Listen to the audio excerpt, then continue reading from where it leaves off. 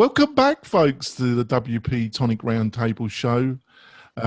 We record this at 8:30 a.m. Pacific Standard Time every Friday, and you can watch us live on WP-Tonic's Facebook page at, like I say, 8:30 a.m. Pacific Standard Time every Friday.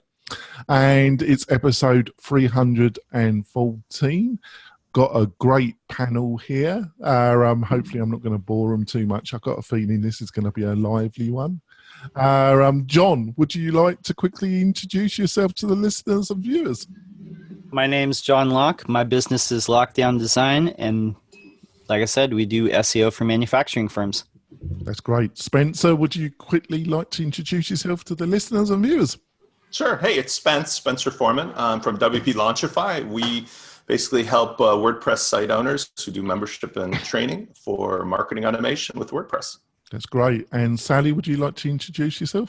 Yes, my name is Sally Getch. I'm the organizer of the East Bay WordPress meetup, and I'm also the WP fangirl. I build clients' websites that are business solutions and not just pretty. Are the fat cats going to be joining us? Well, I think they're still finishing their breakfast. Oh, right. But I will not be surprised if BC makes an appearance. She's made a photobomb every call I've had this week. All right. If they were working for Facebook, they'd be a lot thinner this week, wouldn't they? Right. Chris, would you like to introduce yourself? I'm Chris Badgett, the co-founder of Lifter LMS, which is a tool for creating, selling, and protecting engaging online courses. I also have a podcast for course creators called LMS Cast, and I'm the organizer of WordCamp Portland in Maine, which is happening on November 3rd. Oh, that's great. And it's a great podcast. Let's go straight into the stories panel. Google Chrome rolls out not secure warning for plain HTTP sites. Would you like to start with this, John? Yeah, so Google has been trying to push people toward HTTPS for a long time. And just a few days ago in Google Chrome, if you're browsing a site and it's HTTP, you'll see in the address bar where you type in the website that you're going to, you'll see a message that says this site is not secure. That's nice of them, isn't it? Yeah, it's nice of them. I mean, really, there's not a lot of reason to not have HTTPS, especially with so many of the WordPress hosts already have, an ongoing relationship with Let's Encrypt. If you're on GoDaddy, you got to buy their SSL, but I think they have an included one for some of the new hosted WordPress plans, like with their Pro plan or something. Yeah. Since Mendel isn't here to defend himself. Oh, yeah, that's basically, yeah. I mean, it's really it. I mean, like a few years ago, they also, said if two sites were equally good, then HTTPS would be kind of a tiebreaker when it comes to SEO. But, a lot of people didn't get that nudge. Perhaps this is just their way of trying to move stuff forward. I think what this article was saying was, it's because they're trying to push progressive web apps, and those require HTTPS as well. That might be part of the reasoning as well. Do they? Yeah. What do you reckon, Spencer? I'm not a big fan. I'm not a big fan whenever Google or Chrome forces something on you, but in this case, I kind of take the really, people? I mean, is there any reason you haven't gotten one of those free SSL certificates on your website by now? So I'm kind of in favor of push everybody over the cliff and let's get it over with already. Because I mean, this reminds me of the Microsoft Internet Explorer. Does it work with? Do I have to support it? Argument. How long is somebody going to be using Windows 95 in the 21st century? Right. So if you haven't added a free SSL, I've seen some. Banks in places that appear to still be on XP. The problem is, and Sally brings up, I was going to say the same thing you brought up, is that the problem is the exceptions always go to the bigger companies that have the money to fix the problem, but they always get a pass. Because right. I was on a bank site recently, no, I won't name it, but literally website's not working, HTTP in a banking website, and I'm thinking right off the bat, really, where's the priority at? But as far as for most you people, sure it wasn't a redirection to some friends in Russia? whatever. I mean, I gave him I gave my credit card, I gave my, my driver's, I gave him everything I thought that would help him, but I was hoping they Oh, well, there you go, like you do, don't you? They need assistance. free credit fix. Go to the Russian hack They're website. paying for all those Facebook adverts. They probably Maybe they'll do better with my credit. Yeah, you never know. You could probably support the whole of Russia. Yeah, Chris, got anything to say about this? I just have one quick thought, which is for technical people like us, we get the HTTPS thing, but I think this is really something that the hosting industry should just adopt and just include as part of the package. And if you want to like remove it, you can, but forcing the average website builder to like set it up, even though it may be easy for a technical person, there's just a lot of friction there that's unnecessary, and the hosting company should lead with that, and some of them are. Yeah, some of them now install it by default, and there are things that you need it for, and besides just security. And my clients certainly understand that if you don't, when I explain that if you don't have it, that anybody who fills out your contact form is sending their information, unencrypted in a way that it could be stolen, and then this is not good. All right, I think we go on to the next one. I think you should all go type in ca.gov. This was one of the sites listed that doesn't have a redirect set up to HTTPS. So the California government website does have HTTPS, but instead of having a redirect that just points you to the HTTPS site, they've got this little lock in the top margin that bounces up and down to get your attention when you land on the page. And if you hover over it, it says Access Secure Site. And then you click it and it takes you to the HTTPS site. And I'm like, so who thought that was easier than setting up a 301 redirect? Well, I'm not that surprised, being the governor's too busy trying to make his wife a Supreme Judge of California. Oh, dear. I want to throw something in, though, but because I see that ca.gov, I want to say the same thing applies to the www. I mean, I'll take Chris' suggestion. Why is it that we have not just completely eliminated at the server level www showing up anywhere? I mean, do we really need to do World Wide Web? Because more often than not in my clients' WordPress setups, if they don't obviously set up the DNS to cover the wildcard of www, they will end up with a misdirection or a warning sign. So throw that in that same bundle. Can we just get this over with?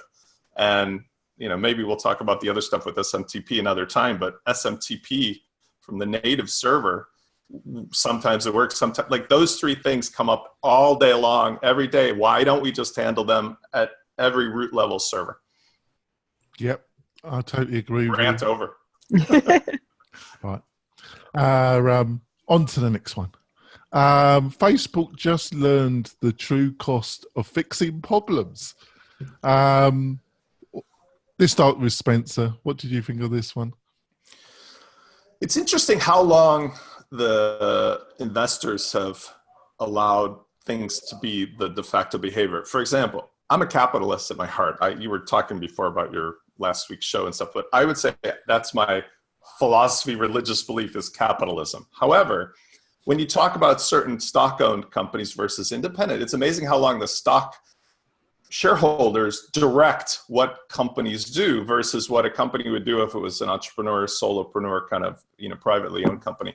So to my mind's eye, this is really just an example of how you're going to get, can I say bitch slapped? But you're going to get slapped in the face by somebody sometime. And in this case, it was like the investors realized that we can't be doing the same stuff because ultimately the company's going to lose value and everybody's going to abandon ship. I want to make a point as well. I have teenagers and younger. If you try to ask anybody who's under, I'm 51, anybody who's under I think 30 something, do they use Facebook? You'll be met with a guffaw or you got to be kidding. Well, of course not. Their parents are there. They're gone. You can't maybe a placeholder, gray ghost image. So I don't know what they're going to do because they are on there, but they're on Instagram. They're on Instagram.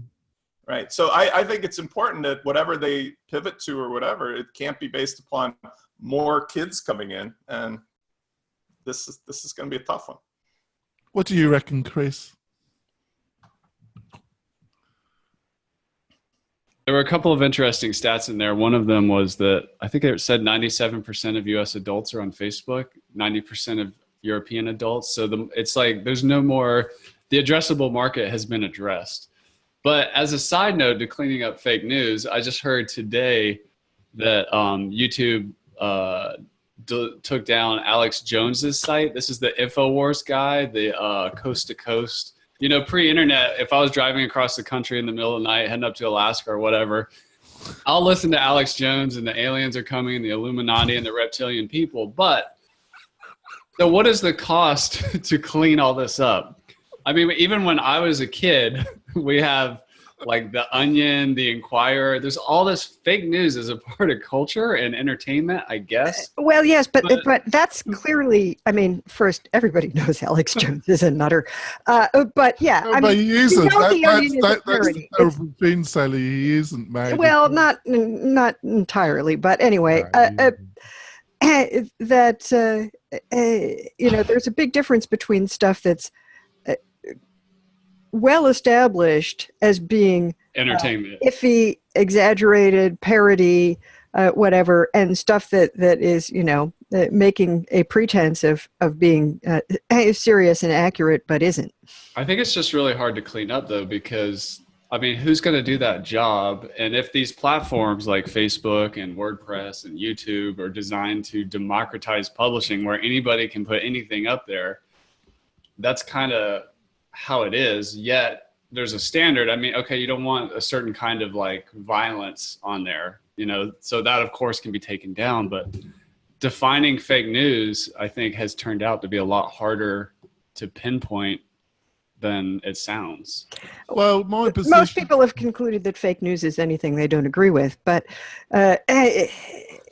you know, I certainly don't feel sorry for Facebook that they are losing money. But yes, it is a very difficult problem. Is, well, where do you draw the line? And you know, if people want to say crazy things, then, you know, insofar as it's not death threats and other criminal acts, to a degree they should be permitted that. But you know, deliberately deceptive practice. You know, if you believe the aliens are coming, and you're on YouTube saying the aliens are coming, that is an honest presentation. But if you know that something is not true, but you're putting out something that says, "Oh, this is true, so and so did whatever," then you know that's defamation. You can get sued. After thinking what Morton said last week, I was thinking about it and then exploded this, one of the worst examples of what we're talking about that's recently exploded, and it's around Alexandria Ocasio-Cortez, who's a female Democrat that got elected to Congress a couple of months ago. On Facebook, there's a so-called interview done seemingly with Alexandria Ocasio-Cortez with a woman called Beth Stuckey. But there never was an interview. Basically, they took a previous interview of Alexandra and heavily edited with deepfakes.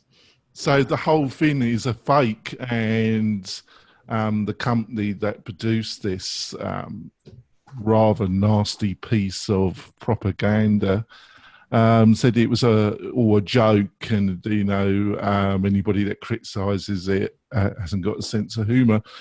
But the truth is, there was nothing very funny about the thing at all. It was just a hit job, basically. So, but the whole it's changed my attitude a bit but it's extremely difficult. The only way I could, in a positive way, that I still wouldn't ban it, but I think Facebook, Twitter, and other platforms, they do need to have kind of some editor voice. And may be a way, obviously you ban the most violent, vile stuff. But stuff like this, you really need editing notes, in big. What's the difference between an editor and a censor? Well, it's still up there, but the Facebook says this is dodgy. This It's flagged. It's flagged. You need to read the comments and come to your own conclusion. That otherwise you start banning everything, which they would be entitled to do. It's like, well, if you're playing in their playground, they can have rules, and you may not like them. And Facebook is not a public utility. But at the same time, yes, it does. It can be very problematic. Who is making the judgment calls about the only thing what's acceptable? The only reason I bring this up is the point that was made last week. I think that the two individuals that I've just remarked about, both are quite capable financially, legally, and also verbally. They're both quite capable of defending themselves or attacking. I was just wondering, with the ease of being able to edit video, you're going to get people that are not so capable of defending themselves or taking something like this, which I think I've got to take into account, because my basic position is that, if you go on to, my position was that when you went on to a kind of social media platform like this, you have got the ability not to be on it. So I don't take it quite as seriously as being at work. You've got to feed yourself, blah, blah, blah. But in a way, maybe I'm starting to change my opinion a little bit. I don't know. What do you reckon, Spencer? Well, the problem I see is that the article itself was about their financial future, but as far as the technology and whether people use it point, is that I'm pretty enamored with the new editing tools. You've seen this in Hollywood, where if they can take a digital scan of somebody, they can now fully animate somebody that it's really into that. I can't tell if it's a human being, right? And it disturbs and your favorite dead actor can now star in. Right. You've seen that in Star Wars, right? Like, Peter Cushing or somebody comes back and, So if you take that technology, which will now go from whatever, very expensive to mainstream, and now anybody can create fake stuff, I think you've got a probable, boy who cried wolf scenario that will lead to the downfall of whatever's left of a Facebook audience, because the way the mechanics work in my mind is no kids coming in to fill the space below, all the older people becoming completely saturated with why am I even here? The only motive left is to advertise my business to a prospective audience, because that's where they make their money, is from, I have a company, I want to reach an audience in a Facebook group. But as soon as people reach that point, which is tipping, and I feel it's very imminent, of I can't even bother to come here anymore. It's such a cesspool of garbage, and I can't tell who's real, who's not. MySpace happens. Ta-da, everybody evacuates to something else. And I don't know what the new technology is, but maybe it's something that, has a validation process in. For example, any videos posted here that are of a political nature have to have a transcript or maybe a secondary camera to show real human beings interacting so that it's not just animated. Whatever it may be, I see the financial support not being there for this to continue as it is, and whatever else the shenanigans are, it's sort of the storm before the calm of like everybody just one day says, I can't be bothered, I'd rather go here instead. And I don't know what the here is, but it sounds like a great opportunity for another entrepreneur to come in and really evolve. And a comparable would be, because I love electric vehicles, whatever you love or hate about Elon Musk, electric cars have really turned over the automotive industry. They've all said, we're going to electric cars because we realize the end is nigh. So I see that because my PG&E bill wasn't high enough, and there's not going to be more fossil fuels burned to produce the electricity to charge the cars. Wherever you get the electricity from, you could get it from whatever, the sun or wind. The point I'm saying is that the business model that they think they're going to still use whatever fossil fuel cars, they just cried uncle because they realized that, and from a Facebook model, if they don't have kids coming in and the people paying advertising realize, I don't want to put any more money into the cesspool. Whoever's left can fight it out till, Mad Max style till the end. But everybody who wants to invest advertising dollars is going to go somewhere that they realize that they can get to their audience without having to expose their brand to this kind of shenanigans. Because that's, I think, how I feel as both a provider of solutions and a person who advertises on Facebook. It's like, I only use it for the groups right now. Everything else is just horrible. Yeah, I don't totally agree with you, Spence, but I do see where you're coming from, because I got the same reaction, is that I find the actual personal stream is getting I think it's deteriorated over the past 12 months and become very quite toxic in tone to a degree that wasn't present. But I think obviously there's two reasons why, the two main areas why I don't agree with you totally is that the young people have just gone to Instagram, which is owned by Facebook. And the figures show that, Spencer, but that solves the problem, because Instagram isn't burdened by this issue, because Instagram is a different publishing format. So the other way, I think that Facebook, one way they could deal with this is they could get community moderators. They could have a much. Jonathan, they don't want that though. And the same thing with Facebook and Twitter and YouTube. It's a 90-day ban on the channel that you mentioned, Chris. They don't want it because they run on engagement. They sell data to the highest bidder. So regardless of what people are posting, if it's death threats, hate speech, they really are not going to do anything because they haven't done anything. They're not going to do anything. So yeah, I do believe in what Spencer said. Now is a great time if there is like an alternate social network that actually had moderation and didn't have the cesspool that you're seeing on Facebook and Twitter. I think the time is ripe for something like that, to where it just eliminates all the the garbage that people don't want to see. Yes, it's going to have a different business model, though. But do they not want to see it? But would you pay for a social network? Because that's what it comes down to. Would you pay for a social network if they moderated all the garbage and didn't have fake users and things like that? I don't know. I don't use Facebook for free, so it would really have to offer me something that I wasn't going to get elsewhere. And it's one of those things where, well, I'd probably pay for it for business purposes if that was needed. I pay for collaboration tools, and. I'm just fascinated by the cat. I gotta tell you, I don't have faith in Silicon Valley. They're like hand in hand with some of the worst elements. As long as the money's green, they don't care. So that's just what I see. There we go. All right, I'm just mesmerised by the cats, folks. Yeah, if you're only listening to this, you're gonna have to watch it. Have you got animals that well trained, Chris? No, not at all. My dogs are kind of wild. All right, there you go. All right, yeah, we're not going to go there. I think we're going to go for our break, folks. But before we go to our break, I want to talk about one of my sponsors, and that's WP Fusion.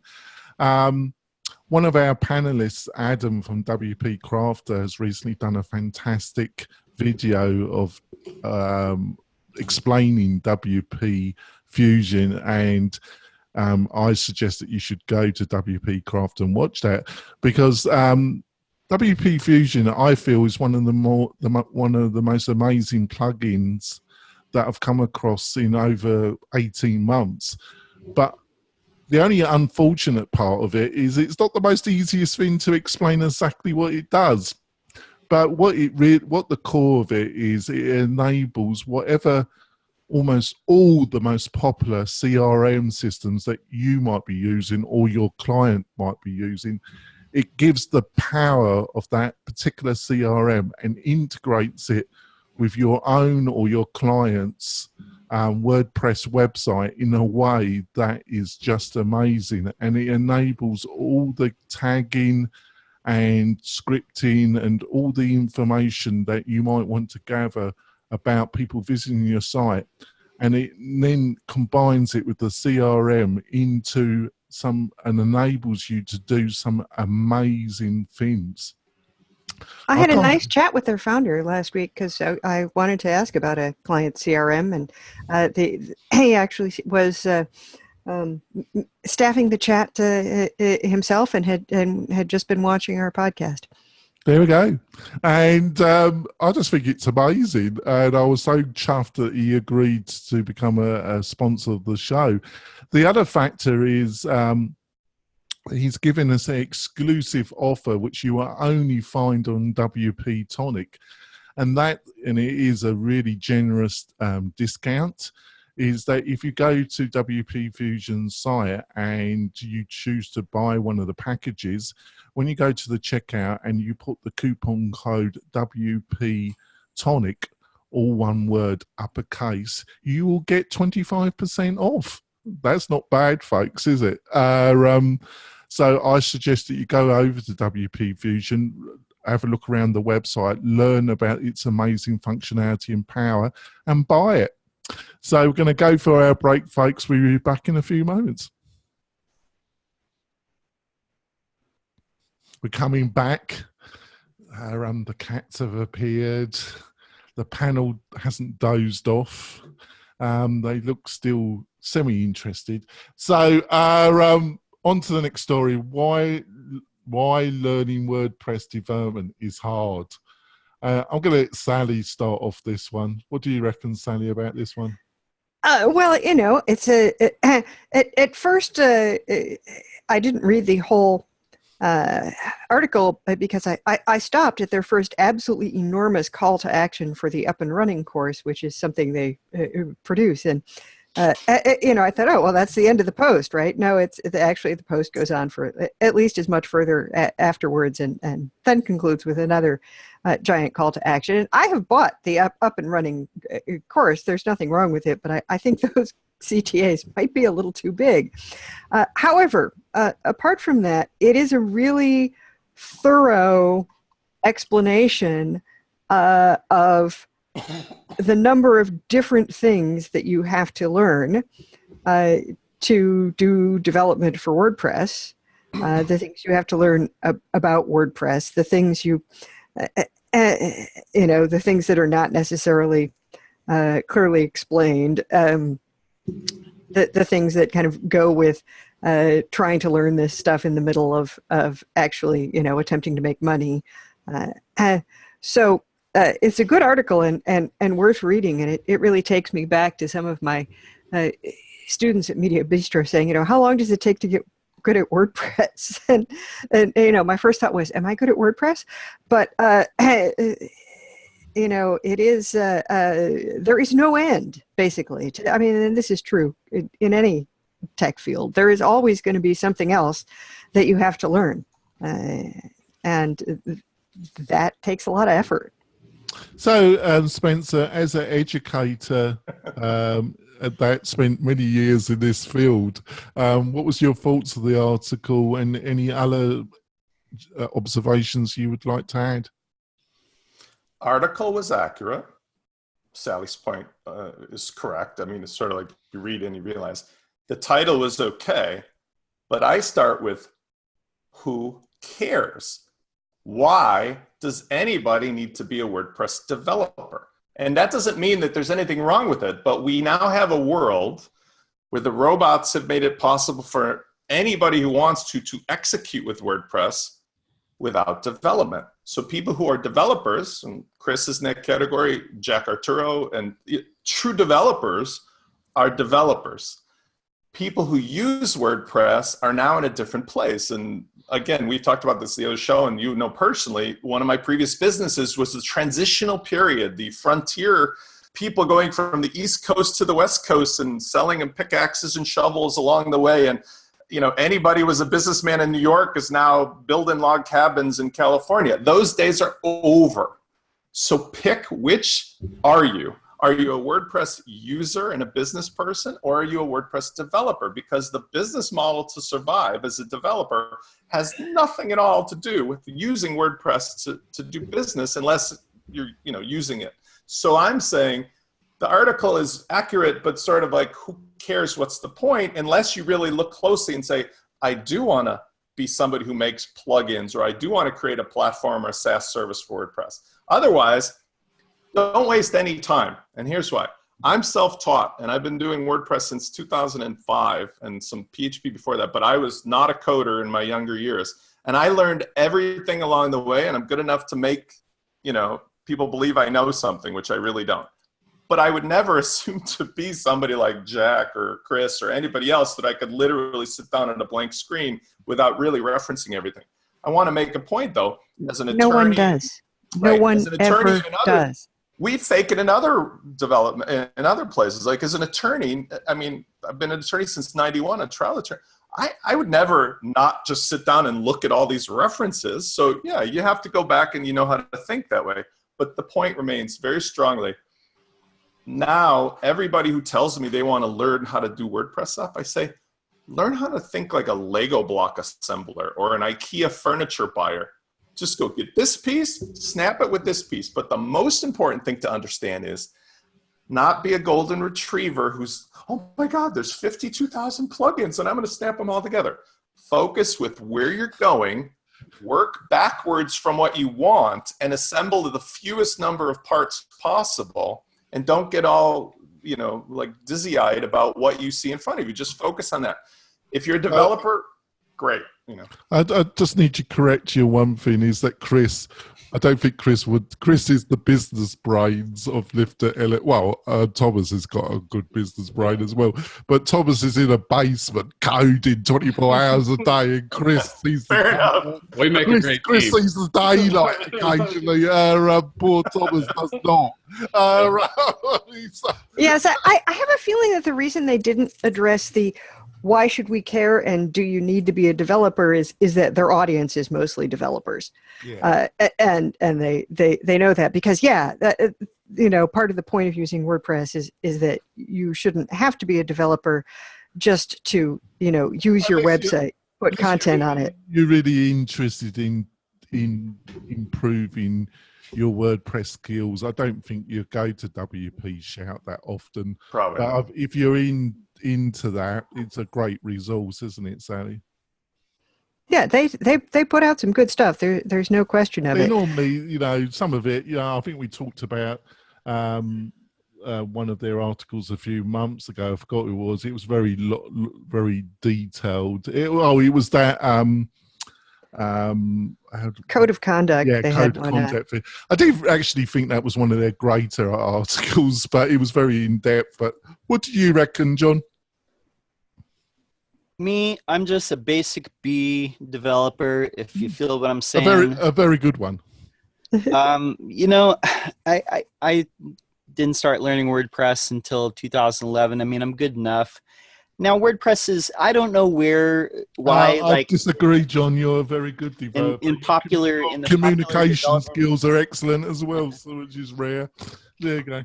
In the development space, now WordPress is never going to be the new hotness like Erlang or Hadoop or Rust or Django or any of these other things. And so it gets a lot of derision from other developers. Oh yeah, there are people who diss WordPress basically, simply because it's not using anything trendy. I mean, there are all kinds of issues you can complain about regarding the code, but the fact that it isn't written in the flavor of the month language, it seems like a pretty stupid objection. Oh, absolutely. And a few years ago, I was doing work with a shop. They were doing like IBM development or whatever, and they had a consultant come in and they said, "Oh, you do the WordPress. Oh, is that where you just push a button and stuff comes out?" Kind of like attitude like that. This is what people think. And there's a lot of tools in which you can do that. There's lots of page building tools to where you don't need to really know development. But like Spencer was saying, if you want to build the tools like Chris and his team are doing, or like Jonathan is doing with MailRite, if you want to build tools, then there's a lot you need to know, like PHP, JavaScript, there's CSS, MySQL. Now you need to know React, so there's a lot to it. But there's even consequences. We're actually doing a job for a client now who, I'm not going to go in because too Yeah. much detail, but hired not real developers, but kind of builder types. And we've all been there. That's how we, most of us have started our career. That's the type of individual that joined Spencer's excellent training, actually. And you had a really knack for explaining complicated things, Spencer. I'll give you, really fantastic educator. Because you kept it fun, which like Walton does as well. And it's a knack.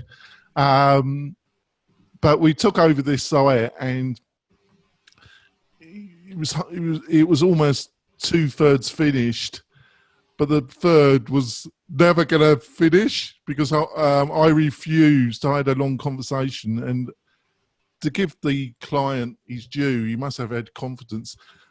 It was going to be a death march. Whoever knocked this up had done what Spencer took in this bit, that bit, and it was a Frankenstein. It was never going to work properly, and the real key bits were never going to work. So I said, I don't want to take this on, and I gave him his money back, but he's hired us to do the freaking job properly.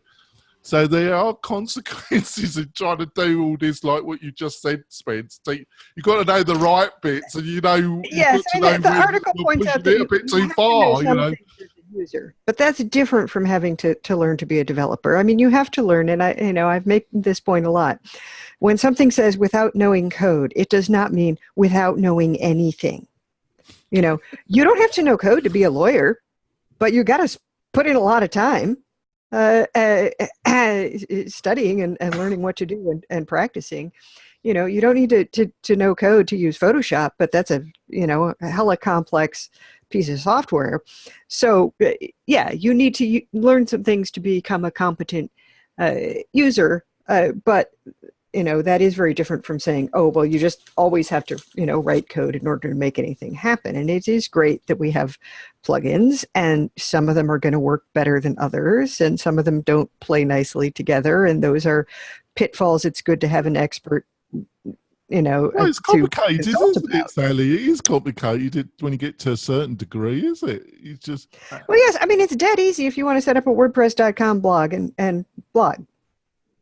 But if you start saying, oh, but I want to have courses, and I want to have this, and I want to have it, and you're maybe haven't thought out anything about, well, how do I design the courses and market the courses, and do I know that there will be students to sign up for the courses? You're going to get in trouble even if you do know the technology really well.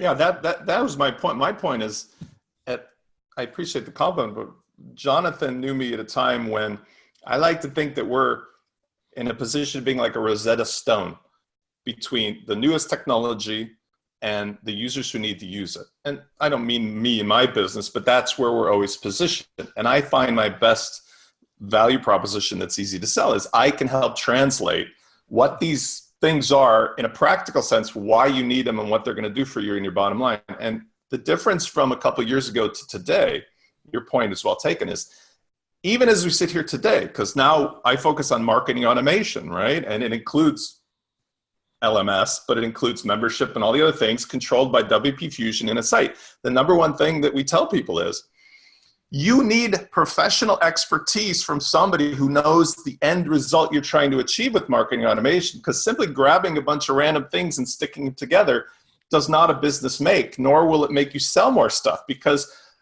I have a kitchen full of all kinds of utensils, and my kids, I like to teach them to cook, but they can't just walk in randomly and grab sharp knives and blenders and make dinner. They still have to understand and be taught to cook. That's different from learning how to manufacture a microwave oven or manufacturing a blender. I'm making the point, and you are all, I think, agreeing, that there was a time when making the tools was some profit center for people like us that were tinkerers. Now that should be left to the manufacturer developers, which he's saying. The rest of us make a living by teaching businesses, whether it's membership-based or e-commerce-based, whatever, how to make money with your business online. But now we take the ready-made components, snap them together in an adequate, proper way, put our own expertise or our own opinions, our own ability to translate into a way that now what we're selling is much easier. And although John was a good sport about it, I think he would say the same thing about SEO. You know, SEO had its arc, and I know it's still important, but last time when we talked, I said like SEO is becoming not maybe as important as marketing automation for some things because the crowded space. But there will be new tools that come along for perhaps doing what SEO did in the past because Google's evolving. Either way, we stand in the WordPress space to help the business users. And then there's this entire group of other people, rightly so. PHP and the whole stack have to be up to date on what to use to make the machinery and the tools. And, you know, it's never going to stop. It's just going to keep evolving. So that's where I like to float. I like to float at the transitional point between what are the new toys and how the businesses need to know what to do with them because they don't want to take the time to learn it. They need somebody who understands why I need to use marketing automation today instead of just an email list or whatever it may be. So Spencer Foreman, Liminal Man. Okay. So, Chris, what's your reaction, not so much to the article, because I think we've covered that, but the discussion we've been having? I think the big thing people need to come to terms with is there's a difference between a developer, a designer, and a business consultant. And really what most business owners need when they're, you know, approaching the WordPress website, which is just a pickaxe or a tool, that's not going to solve it. They're going to need all three things working together. And back to the article, to become a truly great developer, not a designer, not a business consultant, it's a long road. I've been working with my business partner, Thomas, for about 8 years. He was great when I first came across him. He's incredible now. Jack Arturo from WP Fusion is one of those incredible developers. And they're rare. They're very rare. And they're very, you're lucky when you come into contact with them, either through a product or through a service. And if you want to become that type of developer, that skill set can happen, but it's going to be a long road. And it's definitely, you know, in the beginning, if you're just kind of coming online, you have to ultimately figure out, are you really a developer? Are you a designer? Are you a WordPress implementer who just plugs stuff together? They're all very different. I realized early on in my days as a freelancer is I'm just a WordPress implementer. And then later, you know, I found great developers and I'm like, there's no way I'm going to do that. I'm much better suited to help like consult a business owner or consult a market on demand and build a product around that. So I think the future of it all is actually through partnerships and, you know, getting great teams together who have the business consulting skills, have the development skills, have the design skills to deliver a solution to a particular market. That's right. Which takes us to the LinkedIn article by Mr. Binns about how, the agency of the future needs to have the design component, the engineering component, the, you know, business consulting component, you know, integrated. And then, you know, which took me back to his previous article about the future of web design. Which I noticed gives me a not secure warning.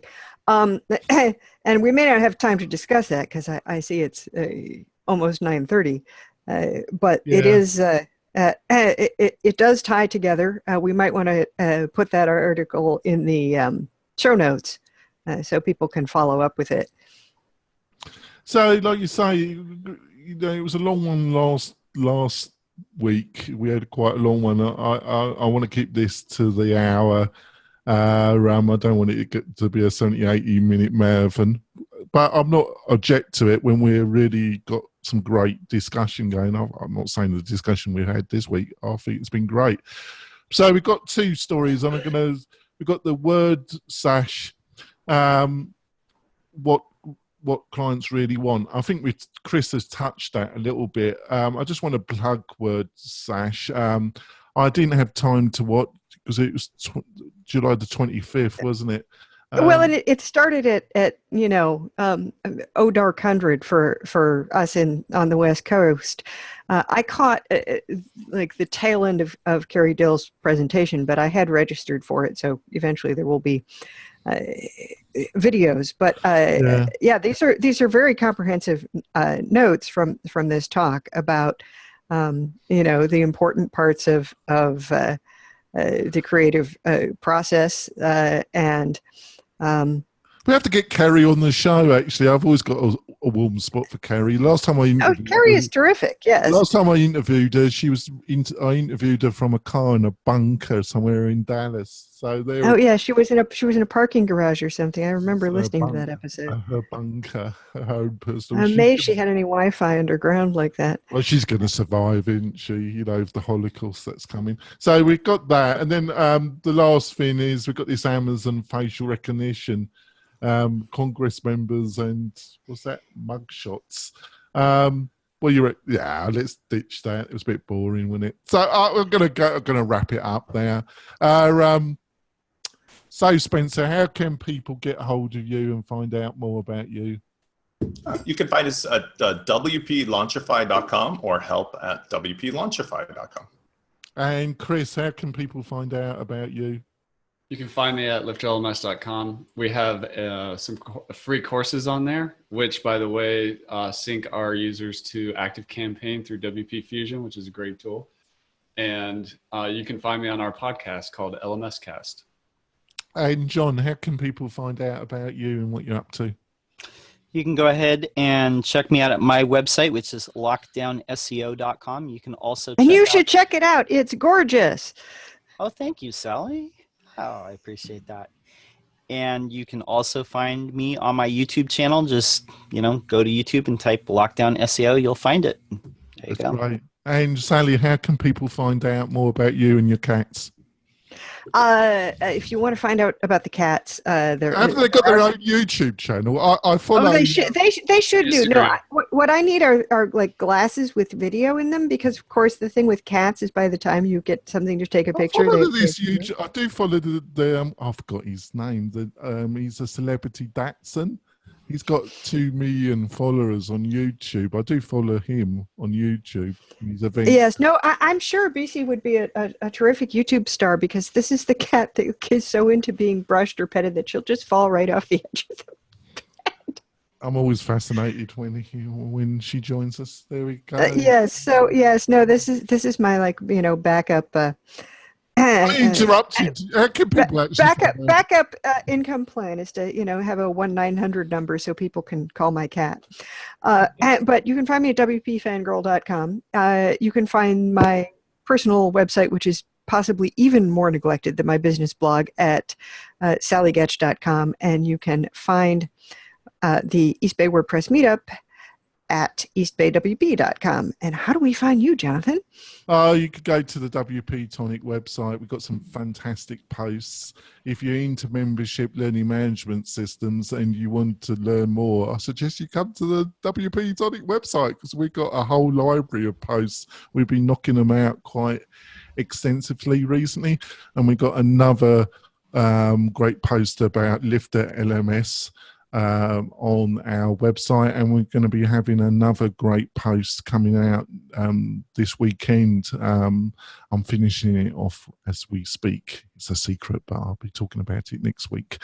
We'll see you next week, folks, when we're going to have another great panel and another great session of discussing stories about WordPress, the internet, marketing, or anything else around technology that I feel is interesting, and we can have a great discussion. We'll see you next week, folks. Bye. Bye.